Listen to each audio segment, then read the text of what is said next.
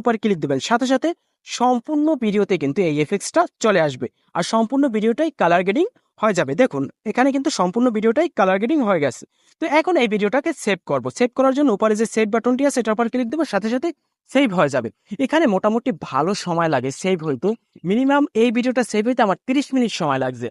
যদি অল্প সময়ের মধ্যে সেভ হয়, কোনো অ্যাপ্লিকেশন আসে, সেটা নিয়ে পুনরায় আমি ভিডিও তৈরি করব। তো আপাতত আপনারা এভাবে যে কালার গ্রেডিং গুলো পরে এডিট করে নিতে পারেন এই অ্যাপ্লিকেশনের মাধ্যমে। তো এখন এই ভিডিওটায় কপিরাইট পরবর্তীতে আপনার পেজে আসবে কিনা সেটা আপনারা কিন্তু খুব সহজেই যাচাই করতে পারেন। তো কিভাবে আপনারা যাচাই করবেন সেটা নিয়ে আমার পুরো একটা ভিডিও আছে, আমি ডিসক্রিপশনে লিংক দিয়ে দেবো, অবশ্যই সেই ভিডিওটা দেখবেন।